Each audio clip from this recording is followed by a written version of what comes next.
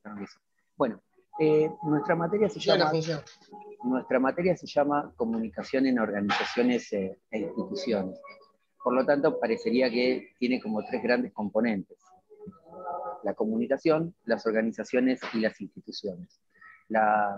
El objetivo de este encuentro, que va a ser un poco más breve por ser el primero y porque yo tengo que estar con otra tarea solamente por hoy, es presentarles un pantallazo de esos tres temas. Seguramente ustedes ya han hablado mucho de comunicación en la carrera, han hablado de organizaciones y también han hablado de instituciones. Acá vamos a tratar de hacer un mix de todo eso y de pensarlo como un esquema de salida laboral, como un esquema en el cual insertarnos en una organización o eventualmente en lo que se suele llamar outsourcing o tercerización, es decir, las famosas consultoras, ¿sí? Todos tenemos una idea de comunicación, después con Alejandro van a hacer un repaso de lo que han visto, de en qué altura de la carrera están. Tenemos una interesante mezcla de las distintas orientaciones. Nosotros lo que vamos a empezar a tratar de caracterizar acá es qué idea de organización tenemos, qué vínculo hay entre organización e institución y cómo esa situación tiene que ver con la comunicación o cómo la comunicación tiene que ver con esa situación, depende de cómo lo analicemos. Desde esa perspectiva, todos tenemos una idea de lo que es una organización.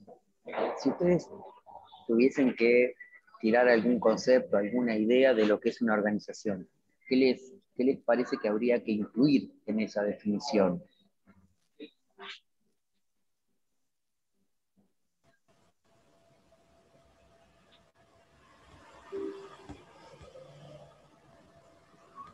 Profe, ¿cómo fue la pregunta? Acá Nahuel. No la escuché. Ok, yo lo que decía es, vamos a tratar de acercarnos a un concepto de organización y a un concepto de institución.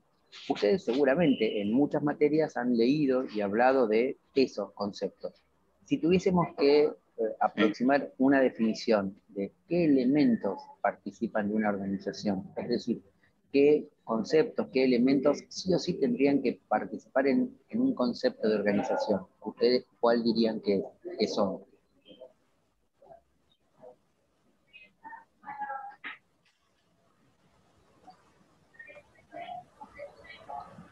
Profe, ¿se me escucha? Sí. Esto lo pienso, que no sé si estará bien o no, pero lo pienso que capaz un elemento de una organización puede ser capaz a qué está destinada a, a funcionar. Tipo, por ejemplo, una organización se hace o empieza a trabajar por un objetivo o por una situación en específico. Podría venir a ser capaz a qué está destinada o cuáles son sus objetivos principales que quiere cumplir como organización. Se me ocurre, no sé si estará bien o no, se me viene eso capaz a la cabeza. Bien. ¿El resto le parece válido? ¿Le parece agregar algo? Buen día. ¿Qué tal? Carla, mi nombre. Bueno, como decía el compañero, bueno, en principio que tiene que haber más de una persona para hacer una organización, con fines comunes, con objetivos y con roles, creo, definidos entre esas personas que la constituyen. Bien, bien. Bueno, ¿a qué llamarías roles, Carla? ¿O cómo acercarías una definición a ese concepto de roles? Sí, roles o funciones específicas asignadas, digamos. Depende, porque por ahí hay organizaciones donde esos lugares que ocupan las personas son como bastante más, digamos, más simétricos, digo, no sé, pienso en los distintos tipos de organizaciones o esquemas de organizaciones, no es lo mismo una cooperativa quizá que una organización, una estructura más, más lineal o con una autoridad, no sé, descendente. Ahí por ahí pensaba más en roles específicos. Quizá digo, en otro tipo de organización son similares, pero pensándolo en que lo que haga cada uno de ellos sí debería incidir en la organización como conjunto. O sea, digamos, ese rol en particular debería incidir en la organización como conjunto, o contribuir a el funcionamiento de esa organización como conjunto. No sé, pienso. Bien, bien, bien. Está muy bien. Bien. ¿Alguien más quiere animarse con alguna otra idea? Vienen bien, así que yo me seguiría animando. Lucía Tolosa dice un conjunto de personas organizadas con un fin común. Está bien, perfecto. Buen día. Me pone Lu, entonces yo tengo que buscar el nombre, porque no le puedo decir Lu Tolosa.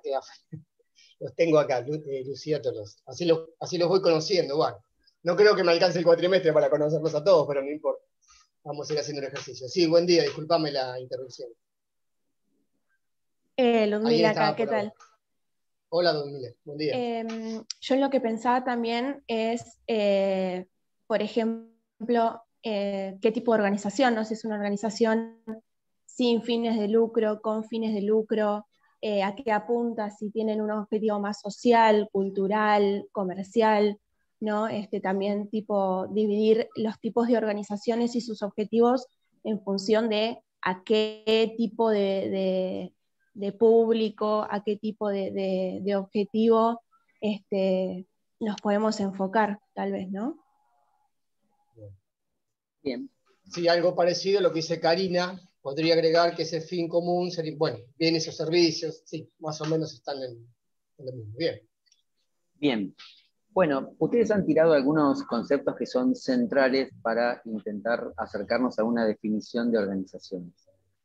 A ver, no hay duda que no hay organizaciones sin personas, ¿sí? Por lo tanto, las personas son parte esencial de cualquier definición que queramos construir del concepto de organización. Ahora bien, como ya lo mencionaron, vamos a ir a eso. Las personas están en una organización supuestamente organizadas. ¿Cuál es el criterio para definir esa organización de las personas dentro de la organización? Bueno, lo que recién una compañera mencionaba como roles. En principio vamos a entender que roles son las funciones que cada uno de nosotros desempeña en una organización. Después vamos a ver que eso no siempre es así y que, esperen que hay alguien para empezar, que eso no siempre es así y que muchas veces no queda claro si lo que hacemos materialmente en la organización tiene que ver con el rol que la organización nos ha adjudicado o tiene que ver con otras cosas. Hay gente que hace más de lo que la organización le pide y hay gente que hace menos de lo que la organización le ha asignado como función, como rol. Entonces, personas, funciones, roles, parecen formar parte necesaria de una definición. La pregunta sería, si nosotros en la organización somos varios, aclaración, después vamos a entrar a tratar de hacer como alguna categorización del concepto de organizaciones, o en función de su tamaño, de su estructura, etc. Pero por ahora hablamos de todas las organizaciones que podríamos llamar empresariales, privadas, las organizaciones que se suelen llamar del sector civil, las organizaciones sin fines de lucro, etc. Por ahora hablamos de todas las organizaciones. Si esas personas que integran la organización tienen distintas funciones, ¿no? ¿Qué será necesario que la organización tenga para un poco que quede claro qué es lo que hace cada una de esas personas?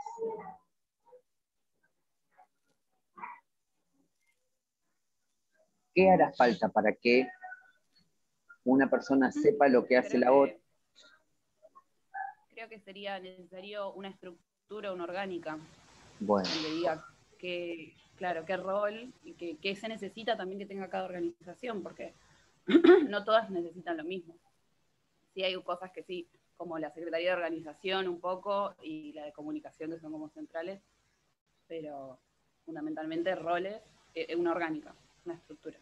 Bien, bueno, todas esas palabras que dijeron y escribieron son válidas. Alguien dijo reglamento, pauta, roles, organigrama. Una estructura, dice Carla, bien. Eso también forma parte del concepto de organización. Muchas veces eso no es visible, uno no puede ver materialmente la estructura, pero es algo que está presente. Ustedes van a ver, con Alejandro en la próxima clase, entiendo, un texto que nos acerca a tener una idea de lo que es la estructuración de las organizaciones. Así que, personas, roles o funciones, normas que definen, o normas que integran una estructura. También ahí hablaron de el objetivo, de que la organización se constituye con un objetivo. Ustedes van a ver en el texto que les vamos a dejar, al menos en este primer encuentro del jueves, que las organizaciones se integran, se arman para la producción de determinados bienes o servicios. ¿Sí? Para explicarlo rápido, la diferencia entre bienes y servicios sería que los bienes son materiales, existen productos, cosas, los servicios son intangibles, se dice en la jerga, es decir, los servicios son cosas que permiten producir más barato los productos, que permiten producir más rápido los productos, que permiten, bueno, un montón de, ¿cómo decirlo?, de factores, de situaciones que, si bien no se ven reflejados en el producto, forman parte de ese proceso. Por ejemplo, lo vamos a ver cuando veamos la escuela clásica de las organizaciones, la famosa estructura de mando. ¿Sí? Eso no se ve en el producto, sin embargo, forma parte de eso que la organización necesita para producir.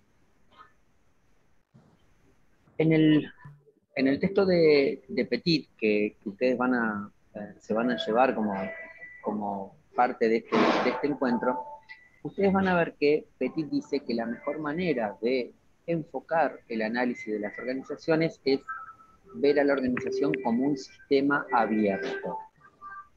Entonces, para el autor, la idea sería que la organización es un espacio en el cual convergen determinadas fuerzas, elementos, él lo llama inputs, que la organización transforma, elabora, modifica y convierte en bienes, productos, que él los va a llamar outputs. Los objetivos de la organización están más vinculados con esa última etapa, es decir, el objetivo de la organización es la transformación de esos elementos sueltos en algo que puede definirse como un bien o un producto. Esa caracterización podría ser que alguno de ustedes me diga, sí, profe, pero las organizaciones del Estado no tienen como objetivo producir un bien o brindar un servicio. Bueno, sí, es cierto, las organizaciones estatales tienen como mira la elaboración de normas y la instrumentación de procesos, pensando no necesariamente en producir un producto, no necesariamente en brindar un servicio, sino básicamente en alguna prestación material que tienda al bien común. ¿Sí? Porque el fundamento de las organizaciones estatales, salvo aquellas que son empresas del Estado, el fundamento de las organizaciones estatales es el brindar un servicio, por así decirlo, orientado al bien común, ¿sí? Es decir, un servicio no enfocado desde la producción propiamente dicho, ¿sí? Desde el recibir inputs, procesarlos y en el producto que se obtiene establecer una diferencia de costos entre esos ingresos y esa salida. En principio, vamos a volver sobre la organización estatal cuando veamos el concepto de burocracia. No va a ser en la clase de hoy, pero seguramente con eso arrancaremos el encuentro del próximo jueves. Ahí vamos a tener un poco más claro esta idea del Estado. En principio, salvo con esa diferencia, por ahora las organizaciones estatales participan, forman parte de esta definición común global que estamos haciendo. Las organizaciones entonces serían grupos de personas reunidas en un determinado lugar, la organización. Esa organización puede estar concentrada en un lugar o puede tener más de un lugar, más de un espacio físico. Personas reunidas por la organización en un determinado espacio con un objetivo prefijado de antemano. Eso sí me gustaría recalcarlo. Las personas, cuando vamos a la organización, sabemos cuál es el objetivo de esa organización. ¿sí? Podemos coincidir más o podemos coincidir menos con ese objetivo, ¿sí? Después vamos a ver con Petit que gran parte de los problemas que surgen en el funcionamiento de las organizaciones es el choque, la contradicción entre mis objetivos personales y los objetivos que la organización tiene, ¿sí? Por ahora como caracterización. Entonces, un conjunto de personas reunidas en un determinado lugar, que podríamos llamar el lugar de trabajo, ¿sí? Ahora con esto del teletrabajo y esta situación, esa definición la tendríamos que ajustar. Personas reunidas en un determinado lugar, lo que podríamos llamar, decíamos, lugar de trabajo, que aceptando una determinada cantidad de reglas, de pautas, de normas, forman parte de una estructura, se ubican en una estructura para, con un proceso determinado, avanzar, ¿sí? Gestionar la producción de un bien o servicio. Petit, como yo les decía, dice que ese esquema, la mejor manera que tiene de explicarlo es bajo el enfoque de un sistema abierto. Y ahí es donde aparece al principio del texto, pero para nosotros es una idea central, la idea de interdependencia de los actores, de los sectores dentro de la organización. Cuando yo les estoy hablando del texto, no sé si lo vieron en nuestra página web, hay una solapita que dice bibliografía. El texto que está colgado es el capítulo 1, de paso también se lo digo a Alejandro porque no se lo había dicho. El capítulo que está colgado solamente es el capítulo 1 de Petit, la organización y sus niveles, ¿sí? Que es el que tiene este enfoque de la organización como sistema abierto y algunas ideas más interesantes que vamos a ir charlando de a poco en el devenir de las clases. Ese texto, si ustedes lo pueden ir leyendo, estaría bueno, digamos, sería copado porque incluso alguna idea que no quede claro de lo que decimos nosotros la podrían hacer. Entonces, ese enfoque del sistema abierto que Petit le da a la organización o al estudio de la organización, a él le permite hablar de un concepto que va a ser central, que es el de interdependencia. Petit dice que las partes en una organización están en una interdependencia funcional, ¿no? Yo necesito saber qué va a hacer mi compañero de allá para saber cómo sigo yo. Alejandro tiene que saber más o menos hasta dónde llegué yo para organizar su trabajo práctico, etcétera, etcétera. Pero lo interesante de esa definición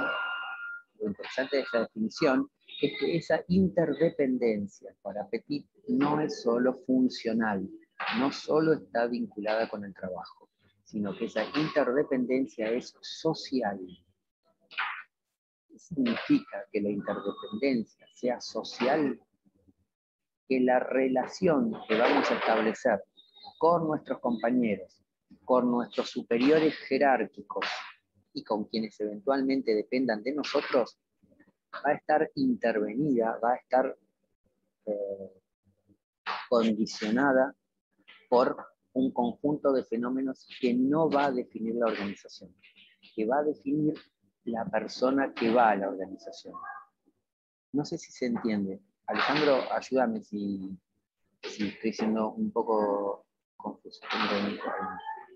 Es decir, la interdependencia social es la característica que las organizaciones no pueden dejar de tener en cuenta, porque la persona cuando va hacia una organización no solamente lleva la instrucción de cumplir un determinado procedimiento, se vincula con otras personas. Para que lo entiendan, vieron que muchas veces se habla de expectativas, de metas, bueno, todos esos conceptos que van a aparecer con algo que vamos a ver más adelante, que se llama la Escuela de las Relaciones Humanas, tienen que ver con esta idea. Las personas, para decirlo gráficamente, las personas cuando van a su trabajo, a una organización, no van desnudas. Llevan sus miedos, sus temores, sus enojos, sus alegrías, sus fracasos anteriores. ¿Sí? Todo eso condiciona cómo nos relacionamos con nuestros jefes, con nuestros compañeros.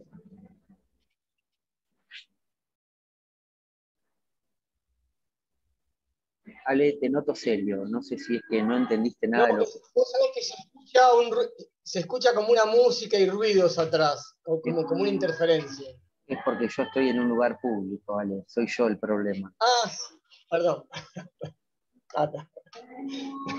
Yo veía que estaban todos los micrófonos silenciados, digo, ¿de dónde es eso? Por eso tengo esto, es horrible. Y ustedes porque no ven Sí, cómo, sí. y ustedes porque no ven cómo mira la gente que entra. Bien, pero más allá Son las sorpresas. Ok, bueno. Son las bien. sorpresas de las primeras clases, está bien. Entonces, Ya me pareció. ese concepto de petit, ese concepto de petit nos lleva a,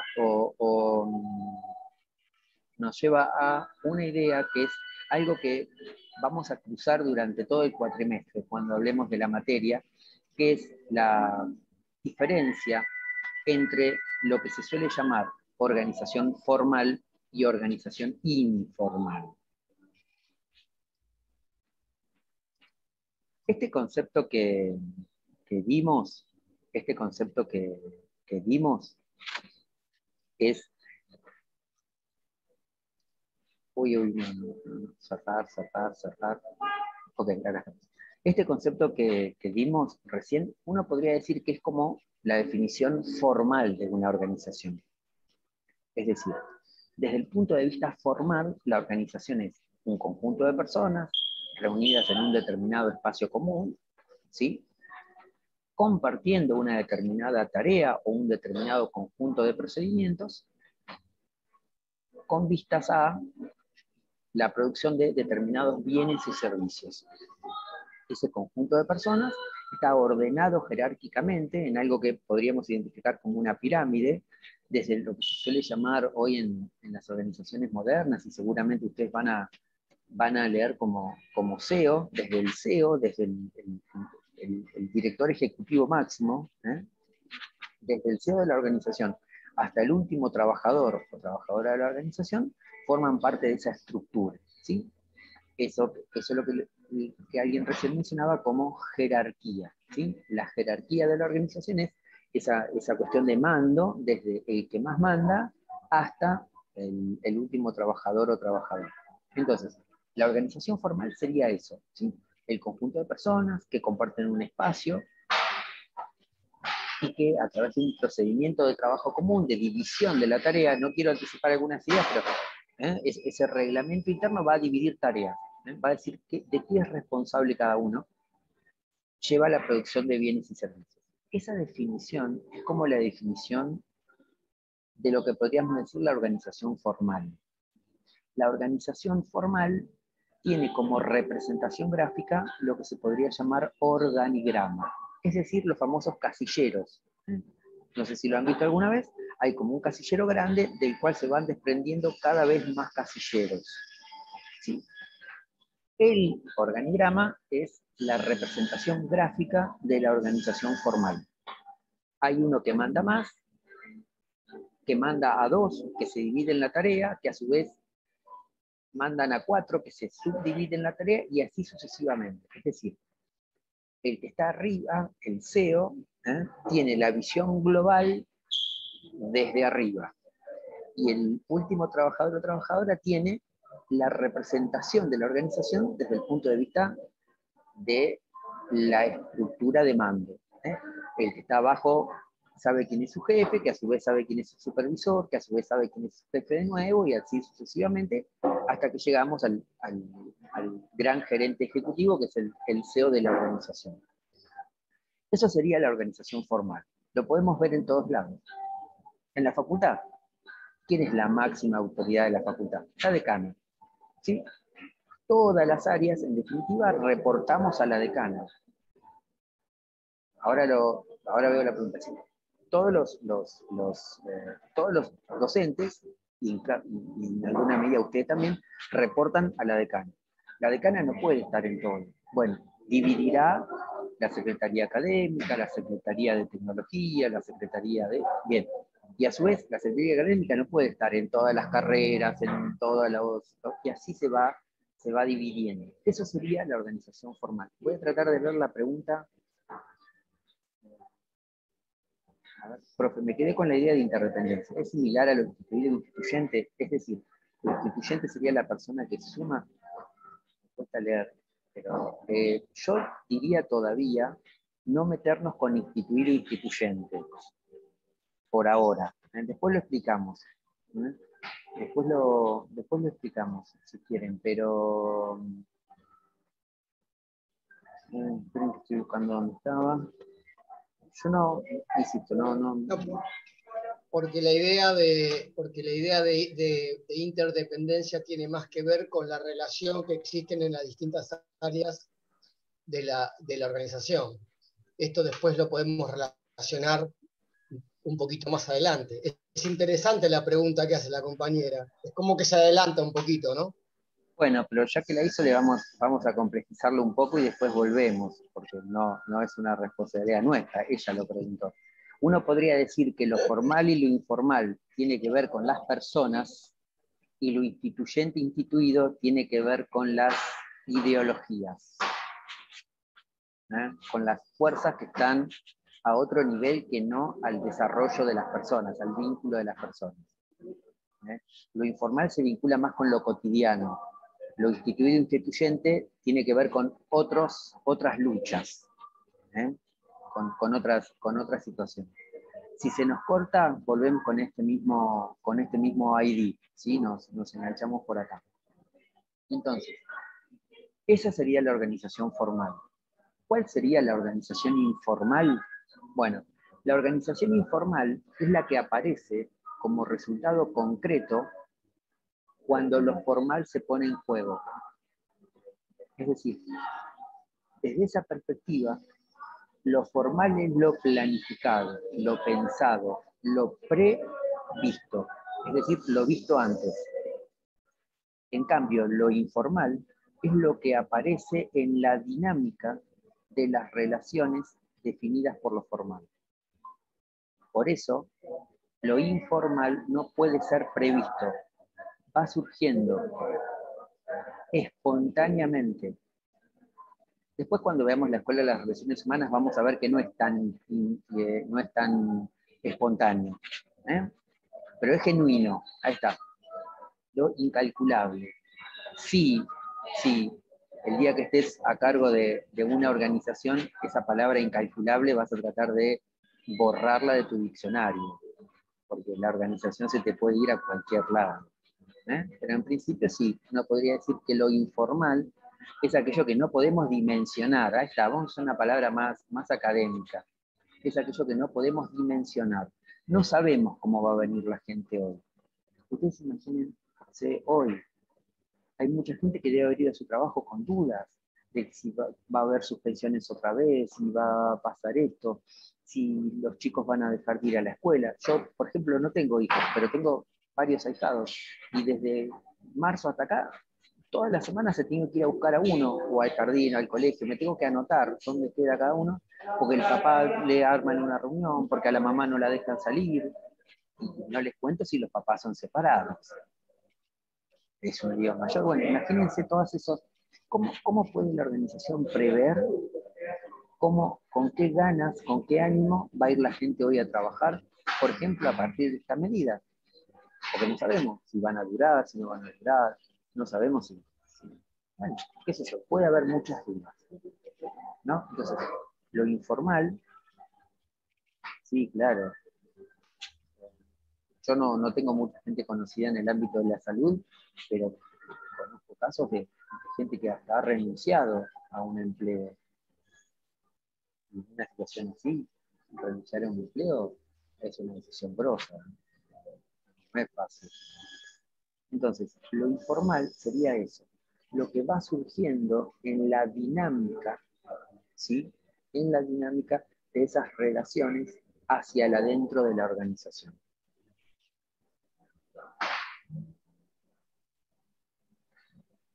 ¿Cómo se llama en las ciencias sociales este conjunto de situaciones informales? Los autores lo interpretan como un sociograma. Es decir, el sociograma es el conjunto de relaciones, de vínculos que se establecen que no aparecen en la escritura formal, pero que son flechitas que van y que vienen, que se unen. ¿Sí? Es decir, por ejemplo, piensen en los integrantes de una oficina. ¿Sí? Por ahí, alguno de ellos conoce al jefe de otro departamento, de otro área.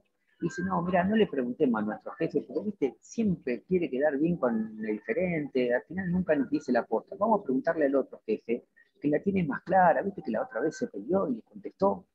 Bueno, eso es un sociograma. En vez de yo vincularme con mi superior jerárquico, como diría lo formal, me termino vinculando, me voy acercando, voy sintiendo empatía y confianza con el jefe de otro sector. Bien, ¿se entendió más o menos esta caracterización que hicimos recién de organización formal y organización informal? A ver, mira, dice, se podría decir que lo informal es un poco la manera en que los integrantes del grupo se ven interpelados. Sí, pero si yo digo que lo informal es la manera en cómo las personas se ven interpeladas hacia dentro de la organización, estaría dando a entender, y no es así, estaría dando a entender que las personas pueden hacer poco para cambiar esa visión que tienen de ellos, y es todo lo contrario. Lo informal es precisamente lo dinámico, lo cambiante, lo que va autogenerándose a partir de la relación, de la interacción, de la interdependencia entre las personas. ¿Sí? Acepto la idea de que parte de esa construcción de lo informal tiene que ver con cómo nos sentimos que somos vistos en la organización. Pero cuidado, es dinámico, es cambiante. ¿Sí? Desde esa idea, sí. Eso lo vamos a ver un poquito más adelante. Petit, en este capítulo que les estamos dando a ustedes, eso lo relaciona con la organización vivida y la organización percibida. Organización.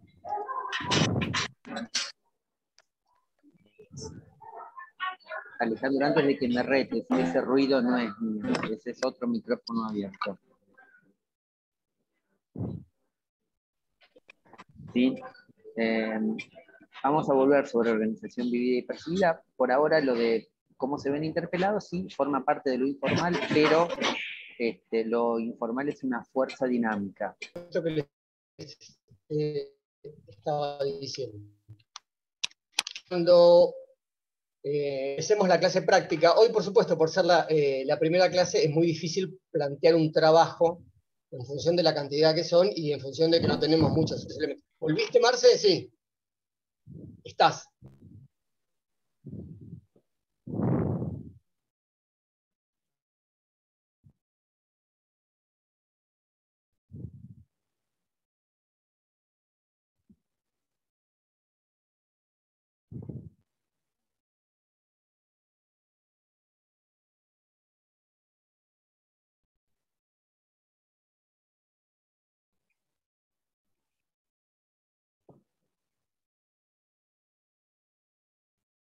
Creo que me escuche. Ahora sí, ahora sí. Ahora sí, perdón. Ok, no, después vamos a volver sobre organización vivida y organización percibida, ¿sí? Cuando nosotros decimos que lo informal se vinculan con las personas que van a la organización, Petit nos va a aclarar o nos va, digamos, a complejizar la situación y nos va a decir que las personas, cuando vamos a la organización, participamos individualmente, pero nos relacionamos fundamentalmente a partir de la idea de grupo. Es decir, las personas en las organizaciones formamos grupos. Es decir, Petit dice que en el grupo, las personas que estamos en la organización, encontramos una especie de solidaridad, de situación común que nos identifica. Entonces, este concepto de identificación va a ser otro concepto que a lo largo de la cursada vamos a ir mencionando y llevando adelante. ¿Sí? Por ahora, lo importante es esto. En la organización, las personas nos identificamos con grupos. Y acá todo lo vamos a empezar a poder analizar a través de esta idea de formal e informal. ¿Cuál va a ser el grupo formal? El grupo formal va a ser el grupo de trabajo con el cual yo estoy. Mis compañeros de oficina, mi jefe, ¿sí? Ahora bien, también el fenómeno grupal se va a dar en términos informales. Y ahí es donde cabe el ejemplo que yo les mencionaba hoy, ¿no? Es decir, un grupo que confía más en el jefe de otro área que no en su propio jefe, ¿sí? Un trabajador o una trabajadora que prefiere, no sé, juntarse a almorzar con compañeros de otra oficina que no con sus compañeros. Un gerente que muchas veces se siente más cómodo juntándose con trabajadores de la organización que no en una reunión de gerentes. ¿Sí? Entonces, esos fenómenos son los fenómenos informales de grupo. Vamos a ver un poquito más adelante, a partir de lo que hoy llamábamos la teoría de las relaciones humanas, cómo esos grupos se van relacionando, cómo se van perfilando en el funcionamiento de la organización. Teorías de grupos hay un montón, nosotros no las vamos a ver, es muy probable que ustedes hayan visto en psicología grupal o en psicología algunas teorías de grupo, la que tomemos. En el texto que nosotros vamos a ver que es Petit, y para hablar de relaciones humanas vamos a usar Etzioni, no hace en suyo una teoría de grupo, pero plantean bastante bien cómo es este fenómeno de que en las organizaciones las personas fundamentalmente nos vinculamos, nos relacionamos a partir de la idea de grupo. Eso por ahora es un tema que tengamos en cuenta y que lo tengamos como presente. Hay un libro interesante sobre grupos, El campo grupal, de Ana María Fernández. Yo no lo he leído, lo voy a buscar. Lo voy a buscar. Nosotros, Alejandro, usábamos, cuando los tiempos lo permitían, usábamos Meisonade, ¿no? Dinámica grupal.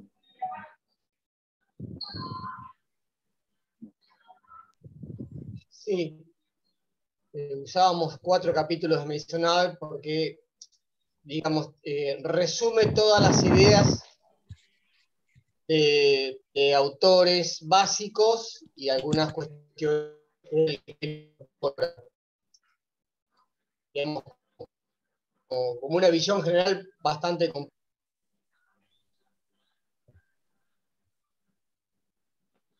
Bien, bien. Entonces, la idea de grupo es una idea sobre...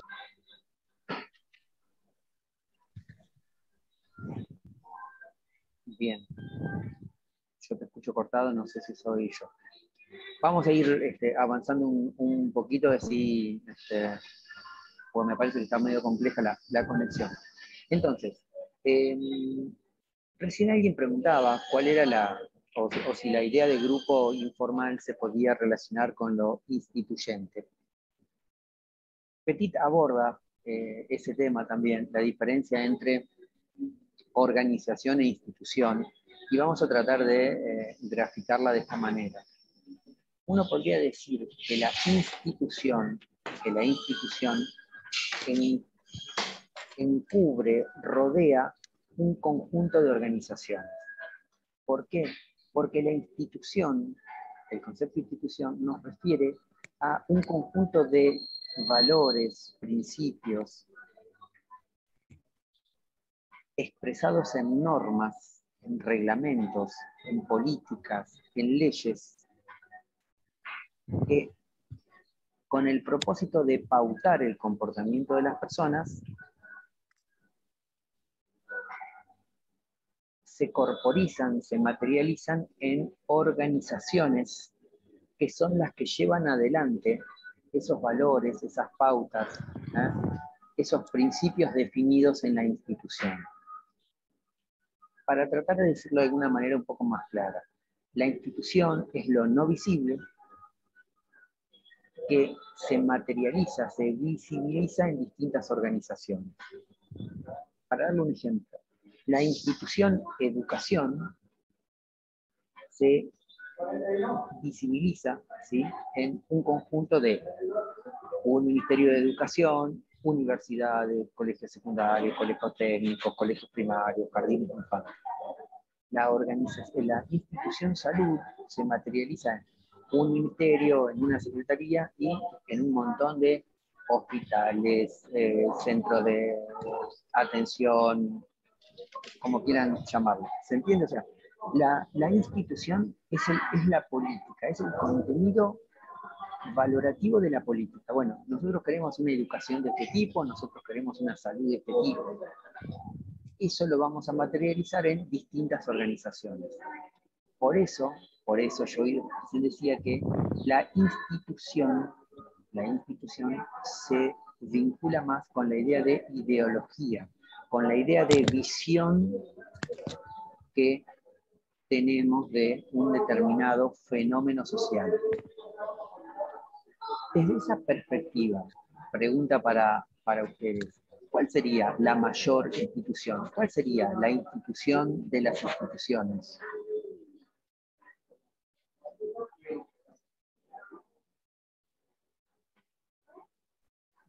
El Estado, se me ocurre. Sí, correcto. El Estado es la institución por autonomacia, la institución por definición. No hay institución mayor a la del Estado. El Estado define una visión de cómo vincularse con la sociedad y define una manera de cómo la sociedad se vincula internamente. ¿Cómo lo materializa?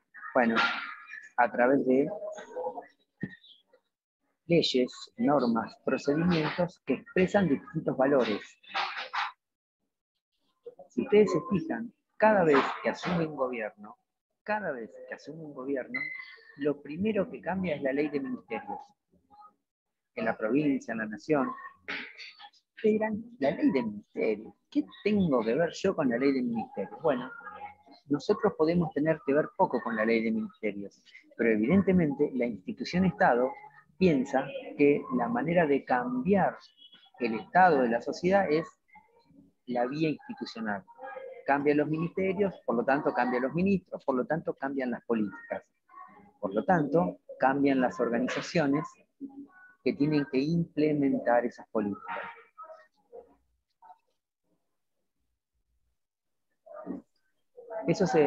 ¿Vamos, Alejandro, hasta ahí o estoy siendo muy confuso?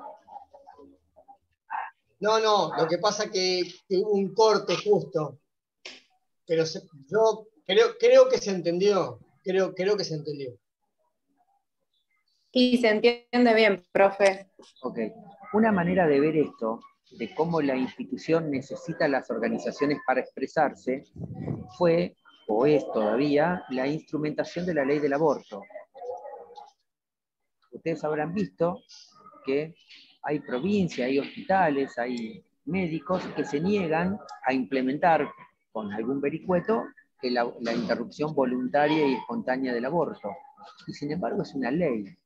Entonces, la ley por sí misma, la ley del aborto, la instrumentación de la ley de la interrupción voluntaria del aborto.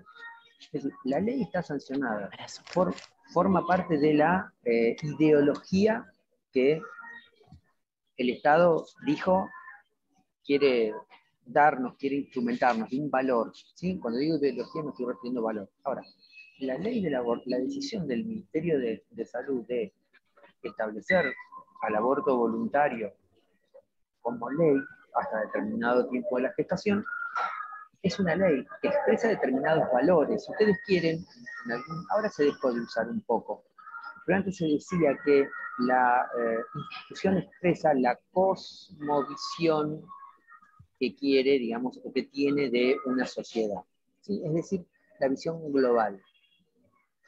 La ley del aborto es una definición ideológica en el sentido de una postura frente a un determinado hecho social.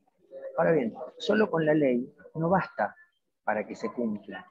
La ley requiere que las organizaciones, los hospitales, las salitas sanitarias, los médicos, las organizaciones instrumenten esa ley, la pongan en práctica. ¿Sí? Exacto, la implementen. Esa sería la palabra. Ese es el vínculo entre la institución y las organizaciones. Por eso normalmente a la institución la definimos en singular y a las organizaciones las definimos en plural, porque para cada valor institucionalizado se requiere un conjunto de organizaciones.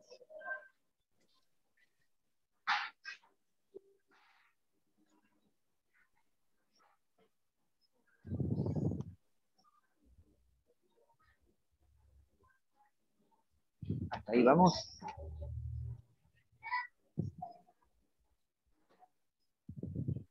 Esta conceptualización de la institución y las organizaciones, los autores la entienden como una relación de fuerzas, ¿sí? Es decir, no todos los actores que forman parte de las organizaciones, cuando digo actores me refiero a integrantes, a personas, ¿eh? No todos los actores que forman parte de las organizaciones coinciden con ese valor definido por la institución.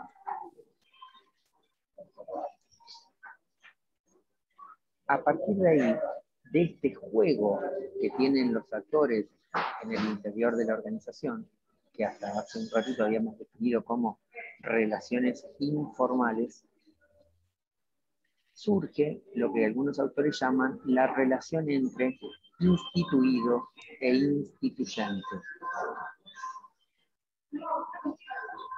¿Qué sería lo instituido? Lo instituido sería el valor ideológico del momento. Es decir, lo instituido es el valor que la institución le dice a las organizaciones tienen que implementar, tienen que llevar adelante, tienen que practicar. Y lo instituyente sería el valor que por ahora, en minoría, rechaza ese valor instituido. Lo instituyente sería como la oposición al valor instituido. Lo instituyente quiere ser instituido, es decir, lo instituyente quiere pasar de valor en minoría, de valor, ¿cómo decirlo?, de valor informal, de valor en la práctica, a valor instituido, a valor formal. Uno podría decir que lo instituyente pretende ser revolucionario del valor instituido.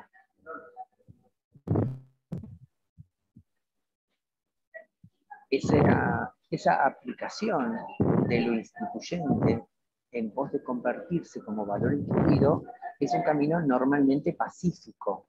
No hay una pelea atroz, visible, hacia dentro de la organización. ¿Sí? ¿Por qué les parece que esa pelea es silenciosa, no es, digamos, muy, muy visible, no es un lío? Básicamente por dos cosas, diría yo, pero a ver si las podemos sacar entre todos. No sé si se entiende lo que estoy preguntando.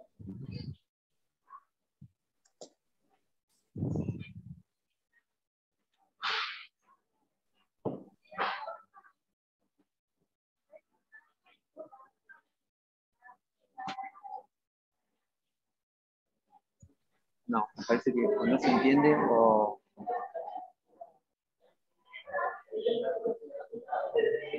Yo lo que pregunto, lo que les preguntaba es, ¿por qué ese proceso en el cual lo instituyente quiere llegar a ser instituido no es un proceso violento?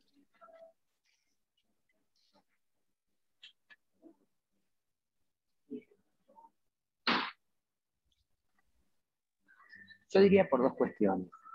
La primera es que lo instituyente, cuando está tratando de ganar terreno y convertirse en el valor instituido, tiene que hacerlo de manera pacífica porque no puede impedir el cumplimiento de los objetivos.